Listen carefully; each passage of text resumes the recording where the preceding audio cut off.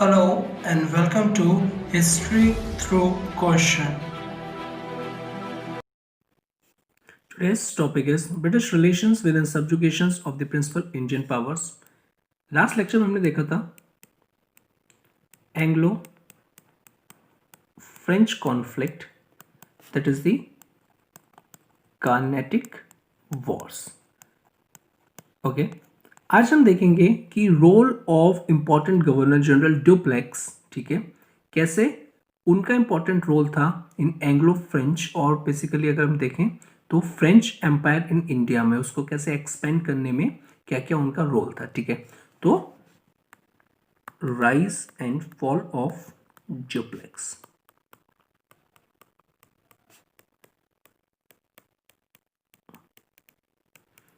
Start करते हैं इनकी बेसिक इंफॉर्मेशन से.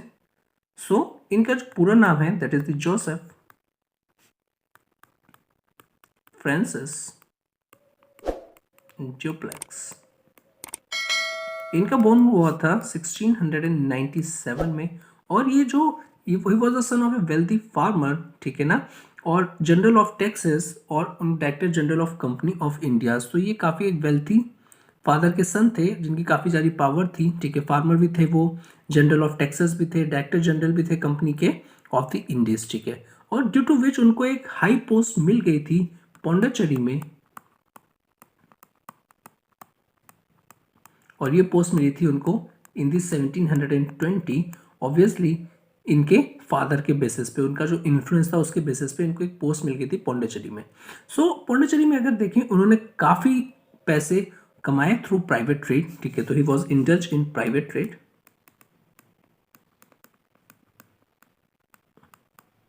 ठीक है, और उस टाइम इन्होंने ये प्राइवेट ट्रेड में इंडल्ज हुए जिस टाइम जब ये जो ट्रेड था सिर्फ परमिटेड होता था servants of the French company को, but because of his father's influence इनको ये पोस्ट मिल गई थी. अगर हम फिर से देखें दिसंबर 1726 में, सो इनको सस्पेंड कर दिया गया था कुछ टाइम के लिए owing to the drastic change in the constitution of the French company में. जैसे ही चेंज हुआ तो इनको सस्पेंड कर दिया गया था और कुछ कंफ्यूजन हो गया था इनसे रिलेटेड. ठीक है, बट इन 1730 में अगर हम देखें तो क्या हुआ, ड्यूप्लेक्स का जो केस था जो उनको सस्पेंड कर दिया गया था कंफ्यूजन के बेसिस पे, वो जीत गए और उनको फर्दर अपॉइंट किया गया एज ए गवर्नर ऑफ चंद्रनगौर. और ये जो गवर्नर को अपॉइंट किया गया एज ए गवर्नर चंद्रनगर को एज ए कंपनसेशन किया कि हमने आपके ऊपर केस लगाया था और वो वर्थलेस था, तो एज ए कंपनसेट और आपको कंपनसेशन के तौर पे हम आपको बना रहे हैं गवर्नर ऑफ चंद्रनगर. ठीक है, फिर हम देखते हैं इन 1741 में. 1741 में क्या हुआ था, इनको अपॉइंट किया गया था as a director general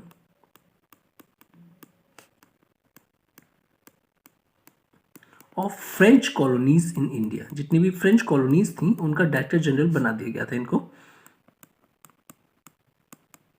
okay, और लेटर इनको कन्फर्ट किया गया था विद द टाइटल ऑफ नवाब. नवाब का टाइटल भी दिया गया था. अब ये इंपॉर्टेंट हो जाता है कि नवाब का टाइटल इनको किसने दिया था. सो ये जो नवाब का टाइटल है दिया था बाय मुगल एम्परर एंड सूबेदार of Deccan, that is the Muzaffar जंग ने. ठीक है, तो इनको टाइटल दिया था आपका नवाब का. अगर हम देखें अकॉर्डिंग टू हिस्टोरियंस जो ड्यूप्लेक्स है ना उनके पास काफ़ी क्वालिटीज़ थी. फर्स्ट जो इंपॉर्टेंट क्वालिटीज़ थी एज एन एडमिनिस्ट्रेटर, वो काफ़ी अच्छा एडमिनिस्टर करते थे. दूसरी जो उनकी क्वालिटीज़ थी एज अ डिप्लोमेट, काफ़ी अच्छी डिप्लोमेसी वो प्ले करते थे. And a leader. Now along with three important qualities उनके पास पॉलिटिकल इंसाइट तो था ही. ठीक है, पॉलिटिकल इंसाइट, और जिसका जो विजन था ना बहुत ही ज़्यादा ब्रॉड था. ठीक है, तो हम वन बाय वन करके देखते हैं कि Dupleix as a role of administrator. So Dupleix as a role of administrator.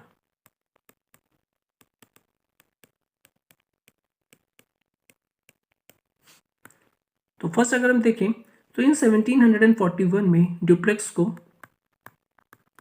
बना दिया गया था गवर्नर जनरल ऑफ पौंडीचेरी. जब उनको एज एन एडमिनिस्ट्रेटिव बनाया गया और बेसिकली गवर्नर जनरल बनाया गया पौंडीचेरी में, और जब वहाँ पे गए तो उन्होंने देखा ये जो पौंडीचेरी है ना, इसमें काफ़ी ज़्यादा, और पौंडीचेरी काफ़ी ज़्यादा प्रॉब्लम्स फेस कर रहा है। Several problems was there in Pondicherry, ठीक है। अब ये प्रॉब्लम्स कौन कौन सी थी, तो फर्स्ट देखते हैं सच एज मराठा इन्वेजन। तो मराठास जो थे ना वो इन्वेड कॉन्टिन्यूसली करते रहते थे, with a short span of time में करते रहते थे और काफ़ी नुकसान होता था, ठीक है ना। दूसरा था फेमाइन, नेचुरल कैलामिटी था कि फेमाइन आता रहता था, उसको भी उनको काउंटर करना था, एडमिनिस्टर करना था। उसके बाद अनकल्टिवेटेड लैंड थी, काफ़ी ज़्यादा अनकल्टिवेटेड लैंड थी। एज ए रिजल्ट ये जो लैंड थी ना लेफ्ट फैलो थी। अब इसमें अगर अनकल्टिवेटेड लैंड है तो आपके लिए तो ये नील है ना, कोई भी आपको रेवेन्यू प्रोड्यूस नहीं करेगा, कोई भी प्रोडक्टिविटी नहीं है इसकी, तो ये भी काफ़ी एक चैलेंजिंग टास्क था उनके लिए। और दूसरी chaotic कंडीशन, दैट इज बहुत ही ज़्यादा खराब कंडीशन थी इन कर्नाटिक रीजन में, ठीक है ना, कर्नाटिक रीजन में। इट इज़ बिकॉज ऑफ जो आपका सक्सेशन का जो प्रॉब्लम चल रही थी वहाँ पे। तो ये सारी की सारी प्रॉब्लम्स थी जब उनको गवर्नर जनरल बनाया गया था पौंडीचेरी का, तो उन्होंने ऑब्जर्व किया कि सारी प्रॉब्लम्स हैं। नाउ अपार्ट फ्रॉम दिस अगर हम देखें तो डायरेक्टर्स ऑफ द कंपनी जो थे उन्होंने क्या कह दिया था, that is directors of company, directors of French company जो थे उन्होंने कह दिया था कि अब आपको जो एक्सपेंडिचर है, जितना आप एक्सपेंड कर रहे हैं वो कट करना पड़ेगा of the French East India company का, ठीक है ना, ताकि हम ये जो एक्सपेंडिचर जो हम बचा के हम किसको इसको प्रायोरिटी दे पाए, उसको दे पाए जो कि फ्रेंच कॉलोनीज हैं इन नॉर्थ अमेरिका में, उसको हम प्रायोरिटीज दे पाए, ये एक्सपेंडिचर हम वहाँ पे और अच्छे तरीके से यूटिलाइज कर पाए। और यही एक इम्पॉर्टेंट रीज़न भी है आपका, दैट इज आपका डिक्लाइन ऑफ फ्रेंच का, यानी और बेसिकली जो इंग्लिश के साथ जब बैटल हुआ था तो वो हारे थे, यही वन ऑफ द रीज़न भी है, ठीक है ना, वो हम लेटर पार्ट में देखेंगे। सो एज ए रिजल्ट जब उनके ऑर्डर्स आए थे डायरेक्टर ऑफ कंपनी के, तो ड्यूप्लेक्स ने रिड्यूस कर दिया था public expenditures, but despite opposition from his council and income and expenditures coupled with a cut on salaries of officers, तो एक्सपेंडिचर्स रिड्यूस करने के लिए उन्होंने काफ़ी ज़्यादा स्टेप्स ले लिए थे, यानी सैलरीज भी जो उनके ऑफिसर्स की थी वो भी कट कर दी थी टू सर्टन एक्सटेंट। बट उन्होंने ये चीज़, एक चीज़ और अपनी कहते हैं ना एडमिनिस्ट्रेटरशिप, या आप मान लो या फिर अपने ऑन देयर ओन, ठीक है ना, कि ये डिसाइड किया कि वो डिसओबे करेंगे directors on the matters of fortification of settlements. That is जो फोर्टिफिकेशन है, यानी जितने भी उनके सेटलमेंट्स हैं फ्रेंच के इन इंडिया में, उनका फोर्टिफिकेशंस वो कंटिन्यू रखेंगे, उनके में एक्सपेंडिचर या फिर एक्सपेंस कट नहीं करेंगे। इट इज़ बिकॉज ये काफ़ी प्री रिक्विसाइट हो जाता है कि जितने भी आपके पास सेटलमेंट्स हैं, आपके पास अंडर में सेटलमेंट्स हैं, आप उनको फोर्टिफाई करो ताकि आप उनको डिफेंड कर सको अच्छी तरीके से इन केस अगर कोई भी रेड होती है या फिर कोई भी आपके सेटलमेंट्स को अटैक करता है, ठीक है ना। तो एज ए रिजल्ट उन्होंने इंक्रीज किया और enhance the defences of Pondicherry.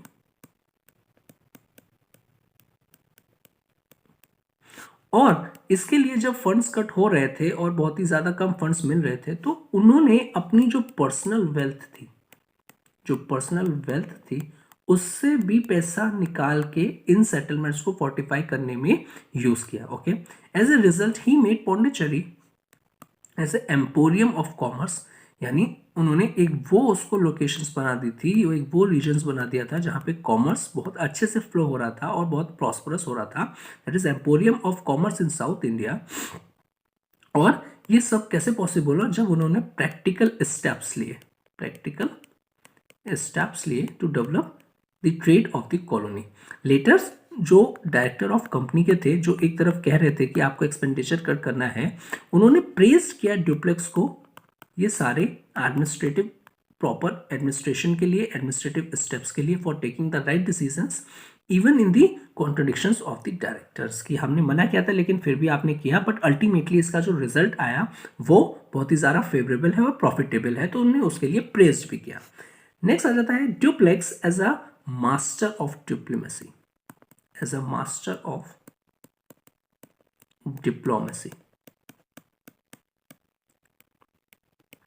सो अगर हम देखें कि फर्स्ट टू एनालिसिस करें, जो फर्स्ट टू कार्नेटिक वॉर्स थे, that is the first and the second Carnatic wars, उसमें ये प्रूव करता है कि जो डिप्लोमेसी थी आपकी डुप्लेक्स की एज ए लीडर, ठीक है ना, उसने काफ़ी विजुलाइज किया था जो पाथ था यूरोपियन कॉन्क्वेस्ट का इन इंडिया में, ठीक है ना। अगर हम देखें तो duplex next first of all तो फर्स्ट काइनेटिक और सेकंड काइनेटिक वॉर्स में हो गया था, ठीक है, तो विजुलाइज किया था European conquest in India. Next अगर हम देखें तो डुप्लेक्स ने यूज किया था नवाब ऑफ कार्नेटिक। जो कार्नेटिक रीजन के जो नवाब थे उसको इन्होंने यूज किया था कि वो फॉरबिड कर दे the English from waging war in his territories, so that जो फ्रेंच सेटलमेंट्स है तब पौंडीचेरी में प्रोटेक्टेड हो पाए जब तक कि French forces acquired enough strength में ना हो पाए, ठीक है। तो इन्होंने ऐसे नवाब ऑफ कार्नेटिक को यूज किया था। अब जब आप किसी को यूज कर रहे हो डिप्लोमेसी में तो आपको कोई एडवांटेज देगा तो अल्टीमेटली आपसे एडवांटेज भी लेगा, ठीक है। तो इन रिटर्न इन्होंने नवाब को प्रॉमिस किया था, that is a Nawab of Carnatic को प्रॉमिस किया था कि हम आपको दे देंगे मद्रास आफ्टर, जब इंग्लिश डिफीट कर देंगे हम और इंग्लिश गॉट डिफीटेड तब हम आपको मद्रास दे देंगे। बट यहाँ पे उन्होंने अपनी डिप्लोमेसी का एक बहुत ही अच्छा सा यूज किया और उनको मद्रास नहीं दिया टू द नवाब, और ना कि सिर्फ मद्रास नहीं दिया, इवन उनको डिफीट भी किया, दैट इज नवाब को डिफीट भी किया एट सेंट थोम। और ये जो हुआ था 1746 में उन्होंने उनको डिफीट किया। तो ऐसे डिप्लोमेसी उन्होंने यूज की। नेक्स्ट जो थे, जो इन्होंने डुप्लेक्स ने कन्विंस्ड किया था जो कमांडर थे, दैट इज द एडमिरल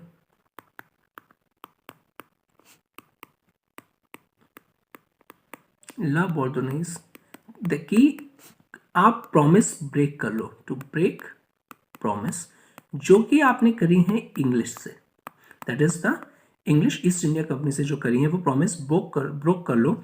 और ये एग्जाम्पल लिया फ्रॉम द हिस्ट्री दैट जो प्रोमिसेस है ना मेड अंडर सर्टन सर्कमस्टांसेस वो नेवर बाइंडिंग, किसी भी अगर कोई सर्कमस्टांसेस में अगर आपने प्रॉमिस किया है तो वो कभी भी बाइंडिंग नहीं रहती। तो ये उन्होंने एग्जाम्पल लिया from the history that promises made under certain circumstances वो नेवर बी बाइंडिंग।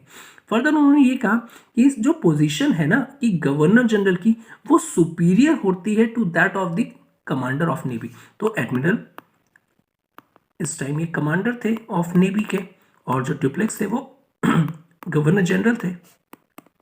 तो उन्होंने कहा कि जो पोजीशन होती है आपकी कमांडर की वो इंफीरियर होती है to the position of governor general की। तो इसलिए क्या हो जाता है कि जो भी प्रोमिसेस आपने किए हैं वो ऑटोमेटिकली अल्ट्रा वायर्स हो जाते हैं, वो निगेट हो जाते हैं। इट इज बिकॉज वो प्रोमिसेस आपने किए ना कि गवर्नर जनरल ने। सो इस तरीके से वो कन्विंस कर पाए his subordinate so that what was considered unethical in general terms. Unethical था जनरल टर्म्स कि आप प्रोमिसेस तोड़ दो, ठीक है ना, आप उसको जो भी प्रॉमिस किया है वो मत करो, but best suited for the one Nations although unethical, उन्होंने अनएथिकल मीन्स चूज किया था और साइटिंग द रीजन कि ये बेस्ट सूटेड है हमारे नेशनल इंटरेस्ट के लिए और फॉर वंस नेशन। ओके, सो और अगर हम देखें तो एज ए डिप्लोमेसी में कि डुप्लेक्स जो थे वॉज द फर्स्ट यूरोपियन जो कि इंटरफेयर करते थे in the internal politics of the Indian rulers, interfere in the internal politics of the Indian rulers, ठीक है। कैसे इन्होंने सपोर्ट किया था मुजफ्फर जंग को, और ये जो मुजफ्फर जंग थे ये हैदराबाद के थे,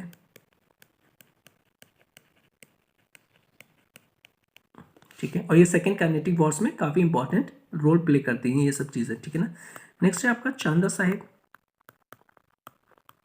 ये जो थे ये थे आपके कैनेटिक रीजन के, और एज ए रिजल्ट जो फ्रेंच सपोर्ट कर रहे थे, दैट इज डुप्लेक्स जो सपोर्ट कर रहे थे, इनके जो कैंडिडेट्स थे ना वो सक्सेसफुल हो गए थे और एमर्ज सक्सेसफुल। इन रिटर्न इनको ग्रेट कंसेशंस मिले थे, दैट इज द डुप्लेक्स को ग्रेट कंसेशंस मिले थे, ठीक है, बाय टेरिटोरियल गेन्स और basically by any sharing of power से। नाउ डुप्लेक्स अगर हम देखें is one fact the originator of practice of subsidiary alliance, ये ओरिजिनेटर भी थे of practice of subsidiary alliance, जिसको लेटर परफेक्ट किया गया था बाय इंग्लिश ने। और ये दिस टाइम 2020 यूपीएससी में डायरेक्टली क्वेश्चन भी आया हुआ है कि Dupleix as an originator of the subsidiary alliance which was later strengthen, और बेसिकली उसको फर्दर अच्छे से किया था बाय इंग्लिश, ठीक है ना। तो ये क्वेश्चन भी आया हुआ है 2020 यूपीएससी में।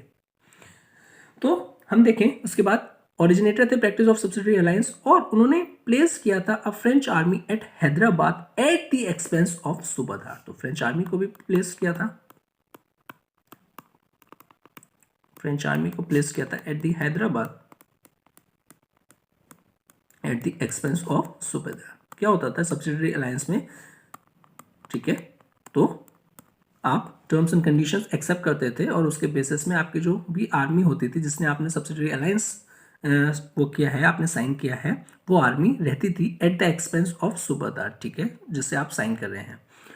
नेक्स्ट आ जाता है आपका why Dupleix failed in India, कि सब चीज़ें बहुत अच्छी चल रही थी as an administrator, as a leader, as an diplomat, but why, what was the reason why Dupleix fail in India. इस तरीके से जो हमने ऊपर देखा था ये तो काफ़ी अच्छा चल रहा है, ऐसे तो कभी फेल ही नहीं होना चाहिए, ठीक है ना। काफ़ी, चाहे वो डिप्लोमेटिक हुआ, चाहे वो एडमिनिस्ट्रेटर, हर चीज़ का हुआ, और एज ए लीडर भी हो जाए, तो कुछ प्रॉब्लम्स थी, ठीक है। सो ड्यूप्लेक्स को रिकॉल कर लिया गया था इन द 1754 जब सेकेंड कार्नेटिक वॉर चल रहा था, ठीक है ना।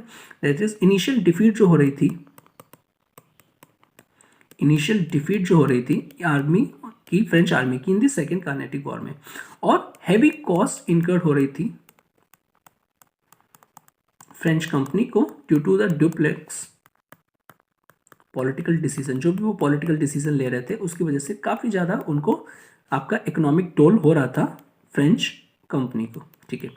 नाउ काफ़ी हिस्टोरियंस अगर हम देखें तो वो ये कहते हैं कि ये जो रिकॉल था ना ड्यूप्लेक्स का, जो कि डायरेक्टर्स के थ्रू था, वो एज अ ब्लंडर है, ठीक है, ये रिकॉल एज अ ब्लंडर है, और ये एक तरीके का रिजल्ट था जो कि कॉम्प्रोमाइज सेटलमेंट हुआ था between the France on the one hand and England on the other hand over the issues of कौन सा, दैट इज द अमेरिकाज। इससे पहले भी हमने देखा था जो डायरेक्टर्स थे उन्होंने बजट कट किया था, इट इज बिकॉज क्यों, जो सेटलमेंट्स थे आपके अमेरिकाज में उसको स्ट्रेंथन करने के लिए, और ये भी ह्यूमैनियन हिस्टोरियंस कहते हैं कि एज अ ब्लंडर था, और ये कहीं ना कहीं कॉम्प्रोमाइज था between the France and England over the issues in America. Now अगर हम देखें सिर्फ और सिर्फ हम देखें कि ये एज अ ब्लंडर था, और हिस्टोरियंस का व्यू पॉइंट ऑफ देखें कि ड्यूप्लेक्स ने कोई प्रॉब्लम नहीं थी, सब कुछ अच्छा था कि as an administrator, as a diplomat, as a leader, but कहीं ना कहीं अगर हम इसको थोड़ा क्रिटिकल एग्जामिन करें उनकी सारी पॉलिसीज़ को, कैसे उन्होंने एडमिनिस्टर किया, कैसे डिप्लोमेसी करी, तो कुछ ना कुछ हमें सम वीकनेसेस मिल जाती हैं जो कि इनहेरेंट थी ड्यूप्लेक्स में, ठीक है ना। नाउ अगर हम देख रहे हैं एस्टिमेट्स तो हम उनका सम वीकनेसेस भी देखें जो कि हमें क्रिटिकल एग्जामिन करने में मिलती हैं। So there are some weaknesses as well in Dupleix. अब वो कौन कौन सी थी, लुक, जो ड्यूप्लेक्स थे ना ये बहुत ही ज़्यादा अपने आप को एक ओवर कॉन्फिडेंट पर्सन समझते थे, और ये ओवर कॉन्फिडेंट थे, ठीक है ना। So Dupleix suffer from an over confident temperament, इनका जो टेम्परामेंट था बहुत ही ज़्यादा ओवर कॉन्फिडेंट था। ये क्या करते थे, ही मतलब बहुत ही ज़्यादा होप करते थे काफ़ी टाइम तक फॉर टू लॉन्ग, और रीज़न ये इसका रिजल्ट क्या होता था कि वो लूज करते थे अपनी एडवांटेज जो कि क्रिटिकल सिचुएशंस में उन्होंने होल्ड करी थी, ठीक है ना। तो ओवर कॉन्फिडेंट काफ़ी थे ये। नेक्स्ट अगर हम देखें तो इनका ऑटोक्रेटिक बिहेवियर, इनका ऑटोक्रेटिक बिहेवियर। अब ये जब ऑटोक्रेटिक बिहेवियर हो जाएगा कि जो भी हूँ सिर्फ मैं ही हूँ, ठीक है ना, कि और कोई भी नहीं है, तो इससे रिजल्ट क्या हो जाएगा, जो आपके सबॉर्डिनेट्स हो जाएंगे या फिर जो आपके कॉलीग्स होंगे, जो पीर्स होंगे, वो आपको लाइक नहीं करेंगे, इट इज़ बिकॉज ऑफ के जो ऑटोक्रेटिक बिहेवियर है। और मैनी ओकेजन पे क्या हो जाएगा कि आपके इसी ऑटोक्रेटिक बिहेवियर के चक्कर में आपके इंटरनल रिफ्ट हो जाएगा, दैट इज अ क्वेरल हो जाएगा with him on various matters, जो उनके पीर्स थे और फिर जो उनके कॉलीग्स थे या फिर जो भी उनके सबॉर्डिनेट्स थे, ठीक है ना, हो जाएगा। नेक्स्ट अगर हम देखें सो ड्यूप्लेक्स है ना was not a man of his action, not a man of action, it is because now आपने क्या किया, not a man of action, इसका मीन्स क्या हुआ कि एक कोई कैंपेन आपने प्लान कर दी, ठीक है, तो आपने एक कैंपेन को प्लान कर दिया, डायरेक्ट कर दिया अपने लेफ्टिनेंट्स को कि ऐसे ऐसे करना है ऑन पेपर, ठीक है ना। बट आपने क्या किया, नेवर लेट एन आर्मी, आपने उस आर्मी को लीड नहीं किया, ठीक है ना, इन दी एक्चुअल बैटल फील्ड में। और एज ए रिजल्ट क्या हुआ कि आपने जो प्लानिंग की थी ऑन पेपर में वो एज सच नहीं इंप्लीमेंट हो पाई ग्राउंड रियलिटी में, बिकॉज आप पेन और पेपर पे और जो प्लानिंग करते हो इट वॉज क्वाइट डिफरेंट। जबकि आप जाते हो वही चीज़ को ग्राउंड रियलिटीज़ में देख के तो वहाँ पे सिचुएशंस काफ़ी डिफरेंट हो जाती हैं। वहाँ पे एक कहते हैं ना एक इंपॉर्टेंट लीडर का होना बहुत ज़रूरी है जो कि लेड करे army as per the given situations और as per the ground situations, ठीक है। ये तो प्रॉब्लम्स थी आपकी ड्यूप्लेक्स में ऑन द अदर हैंड, लेकिन यही एक काफ़ी मेजर एडवांटेज था इंग्लिश में, ठीक है। इंग्लिश के जो लीडर्स थे, आइदर आप लॉरेंस को देख लो या फिर क्लाइव को देख लो, तो वो क्या होते थे, वो एक्चुअल प्लान भी करते थे, ठीक है ना, डायरेक्ट भी करते थे और लीड भी करते थे आर्मी, सो दैट वो कैन हैंडल, अच्छी प्लानिंग भी हो जाए ऑन पेपर पे। और जब ग्राउंड रियलिटीज में सिचुएशंस इन केस अगर हमारा कहते हैं ना आउट ऑफ द बॉक्स जाती है पेपर से या फिर जो हमने प्लान कराया, तो उसको भी कैसे काउंटर करके अच्छे से अपने फेवर में कर सकें, ठीक है ना। तो यही रीज़न था। अब जब ये आपका था मैन ऑफ एक्शन, उसमें क्या हुआ कि फ्रेंच ने उन्होंने आपका ये क्या था कि हम कैप्चर करेंगे त्रिचनापोली, ठीक है। तो फ्रेंच सोच रहे थे कि हम कैप्चर करेंगे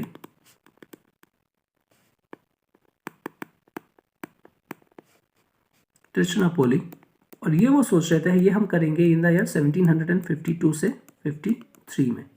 बट ये कर नहीं पाए थे वो लोग। इट इज बिकॉज जो स्कीम्स थी ना brought up by the duplex could not be turn into actions by his commanders, ठीक है। कि आपने डुप्लेक्स ने क्या किया, उनको सबको एक पेन और पेपर पे बता दिया कि ऐसे ऐसे आपको करना है, ऐसे आप कैप्चर करोगे त्रिचनापोली। बट ये जो स्कीम्स थी ना ये इम्प्लीमेंट नहीं हो पाई थी। इट इज बिकॉज ऑफ जो उनके कमांडर्स थे उनको एक्शंस में नहीं ला पाए थे। तो ये काफ़ी प्रॉब्लम्स थी और वीकनेसेस थी जो कि इनहेरेंट थी डुप्लेक्स में। फर्स्ट हो जाएगा over confident, autocratic behaviour, then man of a actions, okay. So हमने देखा पूरा डुप्लेक्स का estimate as a governor general और एज अ लीडर डिप्लोमैट, ठीक है। और इन द नेक्स्ट लेक्चर हम देखेंगे कि what are the inherent weaknesses in French और basically French East India Company, जिसकी वजह से कि इंग्लिश अपर हैंड रहा in comparison to French. All तो सारी से सारी मोस्टली तो हमने देख ही ली है, पर हम उसको एक डेडिकेटली अलग से टॉपिक पढ़ लेंगे, ठीक है। So if you like this video please do like share and subscribe and thank you very much watching this. Have a good day.